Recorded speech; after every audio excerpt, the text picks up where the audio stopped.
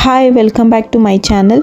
நீங்கள் எல்லாம் எப்படி இருக்கீங்க? நல்லா இருக்கீங்கன்னு நம்புகிறேன். இந்த வீடியோவில் நம்ம ஒரு full meals non veg lunch menu தான் பார்க்க போகிறோம். எல்லாம் சிக்கன் டிஷ்ஷஸ் தான் செஞ்சுருந்தேன். இந்த எல்லா டிஷ்ஷஸுமே ரொம்ப சிம்பிள் அண்ட் ஈஸியாக இருக்கும். நீங்கள் யாராவது கெஸ்ட்டு வீட்டுக்கு வந்தால் இந்த எல்லா டிஷ்ஷஸும் நீங்கள் சிம்பிளாக ஒரு 2 ஹவர்ஸில் எல்லாமே பண்ணிடலாம். நான், பாப்பா, ஹஸ்பண்ட் 3 பேரும் சேர்ந்து ஒரு ஃபன் ஃபீல்டாக இதை பண்ணியிருந்தோம். வாங்க வீடியோக்குள்ளே போகலாம். என்னென்ன எப்படி பண்ணுறதுன்ட்டு பார்க்கலாம். இன்றைக்கி நான் ஒயிட் ரைஸ், சிக்கன் குழம்பு, சைட் டிஷ்ஷாக chicken kebab, salad, payasam and buttermilk தான் செஞ்சுருந்தேன். வாங்க இன்றைக்கி இதெல்லாமே எப்படி செய்கிறதுன்னு பார்க்கலாம். ஃபர்ஸ்ட்டு சிக்கன் குழம்பு எப்படி செய்கிறதுன்னு பார்க்கலாம். அதுக்கு தேவையான இன்க்ரீடியன்ட்ஸ்: சின்ன சைஸ் ஆனியன், 2 பெரிய சைஸ் டொமேட்டோ, கொஞ்சம் கொத்தமல்லி, புதினா, கொஞ்சம் ஜிஞ்சர், கார்லிக், கொஞ்சம் தேங்காய் எடுத்து வச்சுக்கோங்க. இப்போ மசாலாவுக்கு கொஞ்சம் பட்டை, 4 கிராம்பு, 1 ஏலக்காய், கொஞ்சம் சோம்பு. பவுடர் மசாலாஸ் எல்லாம் வீட்டிலே அவைலபிளாக இருக்கும். Like coriander powder, chilli powder, turmeric powder, garam masala இது தான் யூஸ் பண்ணுறோம். ஸோ சிக்கன் நான் 1/2 kg கம்மியாக தான் எடுத்திருக்கேன். எங்களுக்கு கொழும்பில் சிக்கன் அவ்வளோவா பிடிக்காது. அதனால நாங்கள் கபாப் இல்லைன்னா ஃப்ரை செஞ்சுப்போம். ஆனியன் டொமேட்டோவை சின்ன சின்னதாக கட் பண்ணி எடுத்துக்கோங்க. இன்றைக்கி நம்ம குக்கரில் தான் கொழும்பு செய்ய போகிறோம். அதனால் ஒரு குக்கர் ஸ்டவ் மேலே வச்சு தேவையான அளவு ஆயில் ஆட் பண்ணி இதில் எல்லா இன்க்ரீடியன்ஸும் ஆட் பண்ணிக்கோங்க. ஆனியன்ஸ், சில்லிஸ், டொமேட்டோஸ் எல்லாமே ஆட் பண்ணி நல்லா வதக்கிக்குங்க. நம்ம எடுத்து வச்ச ஸ்பைசஸும் இதில் ஆட் பண்ணி நல்லா மிக்ஸ் பண்ணிக்கோங்க. இது எல்லாமே நல்லா வதங்கணும். இதில் கொஞ்சம் ஆயில் ஆட் பண்ணதுனால சீக்கிரமாகவே வதங்கிடும். ஸோ நான் இந்த கொழும்புக்கு ரெடி பண்ணியிருக்கும் போதே ஹஸ்பண்டும் பாப்பாவும் கொழும்பு ரெடியா, சாப்பாடு ரெடியான்னு கேட்டுட்டு இருந்தாங்க. நான் இப்போ தான் ஸ்டார்ட் பண்ணிகிட்டு இருக்கேன், இன்னும் ஒரு 1 hour ஆகும், வெயிட் பண்ணுங்கன்னு சொல்லிவிட்டு நான் மற்ற வேலையை பண்ணிகிட்டு இருந்தேன். ஒரு சிம்பிளான ஜாக்ரி பவுடர் அண்ட் சேமியா போட்டு பாயசம் செய்கிறேன். அதுக்கு தான் நான் எல்லா ஐட்டம்ஸும் எடுத்து வச்சுட்டு இருக்கேன். ஸோ உங்கள் வீட்டில் இந்த மாதிரி நீங்கள் குக்கிங் அப்போ தான் ஸ்டார்ட் பண்ணும்போது உங்கள் ஹஸ்பண்ட் இல்லை பாப்பா எல்லாம் உங்களுக்கு இந்த மாதிரி கேட்பாங்களா? இந்த கமெண்ட்ஸில் சொல்லுங்கள். ஸோ இந்த பாயசம் ரொம்ப simple and easy. Just milk, jaggery powder and சேமியா இருந்தால் இது சிம்பிளாகவே பண்ணிடலாம். நீங்கள் எப்பாவது ஈவினிங் ஸ்நாக்ஸ்க்கும் இது பண்ணிக்கலாம். ஃபர்ஸ்ட் நான் மில்க்கை பாயில் பண்ணுறதுக்கு வச்சிடுறேன். இப்போ 2-3 டிஷ்ஷஸ் பண்ணுமோன்னா அது சைட் பை சைட் பண்ணுமோன்னா நம்மளுக்கு குக்கிங் கொஞ்சம் சிம்பிள் அண்ட் டைம் சேவிங்காகவும் இருக்கும்.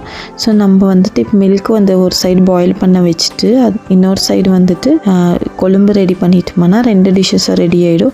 ஸோ நான் வதக்கி வச்சுக்கிற மசாலா கொஞ்சம் ஆறட்டோன்னு வச்சுருந்தேன். ஸோ அது ஆறிந்துமே மிக்சியில் போட்டு நல்லா கிரைண்ட் பண்ணி எடுத்துக்கோங்க. இது நல்லா ஒரு ஸ்மூத் பேஸ்ட் மாதிரி பண்ணிக்கிங்க. சிக்கன் கொழும்பு செய்ய அதே குக்கரில் ஆயில் ஆட் பண்ணிவிட்டு இந்த மசாலாஸ் எல்லாம் ஆட் பண்ணிக்கிங்க. அதில் கொஞ்சம் தண்ணியும் ஆட் பண்ணிக்கோங்க. உங்களுக்கு திக்னஸ் எப்படி வேணுமோ அப்படி பார்த்துக்கோங்க. ரைஸ்க்குன்னா கொஞ்சம் லிக்விட் மாதிரி இருந்தாக்கா நல்லாயிருக்கும். நான் இதே கொழும்பு தான் நைட்டுக்கோ வைக்க போகிறேன். அதனால கொஞ்சம் தனியாக இப்போ செய்கிறேன். ஸோ நைட் இன்னொரு 2 தடவை நம்ம சூடு பண்ணோம்னா இன்னும் கொஞ்சம் திக்காயிடும். இதுக்கு தேவையான masala: 1 tablespoon coriander powder, 1/2 tablespoon normal chilli powder, 1/2 tablespoon Kashmiri chilli powder, 1/4 tablespoon turmeric powder, 1/2 tablespoon garam masala, 1/2 tablespoon chicken masala. இந்த எல்லா மசாலாவும் போட்டு நல்லா மிக்ஸ் பண்ணிக்கிங்க. இப்போ இதில் சிக்கனும் ஆட் பண்ணிடலாம். நான் இன்றைக்கி ரொம்ப கம்மி சிக்கன்ஸ் தான் ஆட் பண்ணிகிட்டு இருக்கேன். அளவு சால்ட் ஆட் பண்ணிக்கோங்க. உங்களுக்கு தேவைப்பட்டாக்கா வாட்டரை இப்போ ஆட் பண்ணிக்கலாம். ஸோ இதை குக்கரை க்ளோஸ் பண்ணிவிட்டு ஒரு 2 விசில் மீடியம் ஃப்ளேமில் வச்சிங்கன்னா நம்மளோட கொழும்பு ரெடி ஆகிடும். ஸோ இந்த கொழும்பு ரெடி ஆகும் போது நம்ம வேறு டிஷ்ஷஸ் எல்லாம் சைட் பை சைட் ரெடி பண்ணலாம். பாயில் ஆகிட்டு இருக்குது. இன்றைக்கி நான் ரோஸ்டட் சேமியா தான் யூஸ் பண்ணுறேன். அதனால நம்ம ரோஸ்ட் பண்ணுறது வேண்டாம். ரைஸ் 1/2 கப் தான் யூஸ் பண்ணிகிட்டு இருக்கேன். இன்றைக்கி நான் 1 டைம் தான் ரைஸ் சாப்பிடுவோம். நைட்டு சப்பாத்தி செய்வேன் with same chicken gravy. So rice ஒரு சைடு வச்சிடறோம். ஒரு சைடு சிக்கன் குழம்பு ரெடி ஆகிட்டு இருக்குது. ஒரு சைடு ரைஸு, இன்னொரு சைடு மில்க் பாயில் ஆகிட்டு இருக்குது. ஸோ இன்னொரு ஸ்டவ் காலியாக இருக்குது. அதில் ஏதாவது வைக்கணும். மேலே இதெல்லாம் குக்கர் டைம்லேயே நம்ம எல்லா ஸ்லாப் எல்லாம் க்ளீன் பண்ணி வச்சிட்டோம்னா கொஞ்சம் நீட்டாக இருக்கும். குக்கிங்கும் கொஞ்சம் ஈஸியாக இருக்கும். ஸோ இப்போ நம்ம சேமியா பாயசம் செய்கிறதுக்கு சேமியா இருக்கிற நல்லா ரோஸ்ட் ஆகிக்கிற சேமியா இதில் நம்ம பாயில் ஆகிக்கிற மில்க்கும் ஆட் பண்ணணும். அப்புறம் இதில் ஜாக்ரி பவுடர் ஆட் பண்ணாக்கா ஆயிடுச்சு. இது பாயிலிங் வச்சோம்னா ஒரு 10 to 15 மினிட்ஸ்லேயே இந்த டிஷ்ஷு ரெடி ஆகிடும். நீங்கள் எப்போயாவது ஈவினிங்கில் இதை ட்ரை பண்ணலாம். இல்லை யாராவது கெஸ்ட்டு வந்தாக்கா இன்ஸ்டண்ட்டாக இந்த பாயசம் நீங்கள் செஞ்சு கொடுத்துடலாம். டேஸ்ட்டும் ரொம்பவே நல்லா இருக்கும். ரொம்ப குயிக்காகவும் முடிஞ்சிடும். நான் இன்றைக்கி பாயில் பண்ணிக்கிற மில்க் தான் இந்த சேமியாவில் ஆட் பண்ணிகிட்டு இருக்கேன்.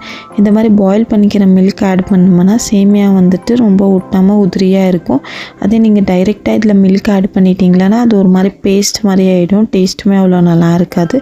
2 ஏலக்காய் ஆட் பண்ணிக்கிங்க, ஸ்மெல் ரொம்பவே நல்லாயிருக்கும். ஸோ இதை நல்லா மிக்ஸ் பண்ணிவிட்டு நம்ம ஸ்டவ் மேலே வந்துட்டு இது குக்கிங்க்கு வைக்கலாம். இது ஒரு 10 மினிட்ஸ்லேயே இந்த டிஷ் ரெடி ஆகிடும்.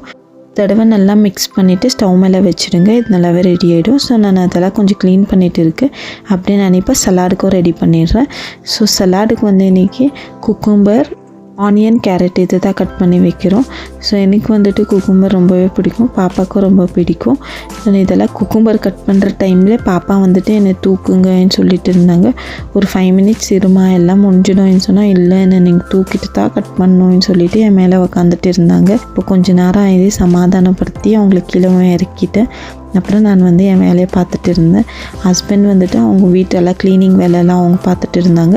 ஸோ ஹஸ்பண்ட் அண்ட் ஒய்ஃப் 2 பேரும் ஒர்க்கவை இந்த மாதிரி ஷேர் பண்ணால் நம்ம ஒர்க்கும் சீக்கிரமாக முடிஞ்சிடும். அப்புறமா நம்ம வந்துட்டு கொஞ்சம் டென்ஷன் இல்லாமல், ஸ்ட்ரெஸ் இல்லாமல் கொஞ்சம் ஒர்க் பண்ணலாம். எல்லாமே ஒய்ஃபே பண்ணணும், இல்லை எல்லாமே ஹஸ்பண்டே பண்ணணும்னு பார்த்தா அப்போ வந்துட்டு 2 பேருக்குள்ளே ரொம்ப ஃபைட்ஸ் தான் வரும். இந்த டாப்பிக்கை பற்றி உங்களோட ஒப்பீனியன் என்ன? உங்கள் ஹஸ்பண்ட் உங்களுக்கு வீட்டில் இந்த மாதிரி ஒர்க்கெல்லாம் ஹெல்ப் பண்ணுவாங்களான்ட்டு நீங்கள் கமெண்ட்ஸில் சொல்லுங்கள். நான் மேரேஜ்க்கு அப்புறம் திங்க் பண்ணிகிட்டு இருந்தேன், ஒன்லி கேர்ள்ஸ் தான் நிறைய சேஞ்சஸ் இருக்குது, அவங்க தான் நிறையா சாக்ரிஃபைஸ் பண்ணணும், நிறையா ஒர்க் பண்ணணும்னுட்டு. பாய்ஸ்க்குமே நிறையா ஒர்க் எல்லாமே இருக்குது, ஆனால் அவங்களுக்கு டிஃப்ரெண்ட்டாக இருக்குது. கேர்ள்ஸ்க்கு அவங்களோட வீட்டு வேலை அதெல்லாம் பண்ணணும்.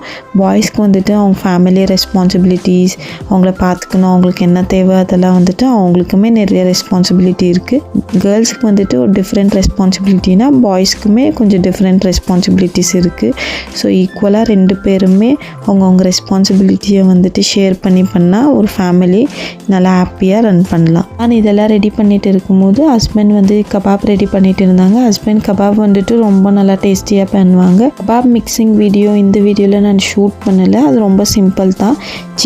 சிக்கன் கபாப் மசாலா ஆட் பண்ணிவிட்டு 1 எக் ஆட் பண்ணுவாங்க, கொஞ்சம் ஜிஞ்சர் கார்லிக் பேஸ்ட், கொஞ்சம் கறி லீவ்ஸ் ஆட் பண்ணி நல்லா மிக்ஸ் பண்ணி ஒரு 1/2 அன் ஹவர் சோக் பண்ணிவிட்டு டீப் ஃப்ரை பண்ணிங்களா ரொம்ப டேஸ்டியான கபாப் ரெடி ஆகிடும். நீங்களும் இந்த கபாப் வந்துட்டு ட்ரை பண்ணி பாருங்கள், கொஞ்சம் டிஃப்ரெண்ட்டாக ரொம்ப டேஸ்டியாக இருக்கும். பட்டர் மில்க் ரெடி பண்ணிகிட்டு இருந்தேன். பட்டர் மில்க்கு ஒரு ஜாரில் கொஞ்சம் கொத்தமல்லி, கொஞ்சம் மின்ட் எடுத்துக்கோங்க, கொஞ்சம் ஜீரா ஆட் பண்ணி 1 சில்லி ஆட் பண்ணி தேவையான அளவு சால்ட்டு, கர்ட் ஆட் பண்ணி நல்லா மிக்சியில் பீட் பண்ணி எடுத்திங்களேன்னா நம்ம பட்டர் மில்க் ரெடி ஆகிடும். கிட்ஸ்க்கெல்லாம் கொடுக்குறதா இருந்தால் சில்லி ஆட் பண்ணாதீங்க.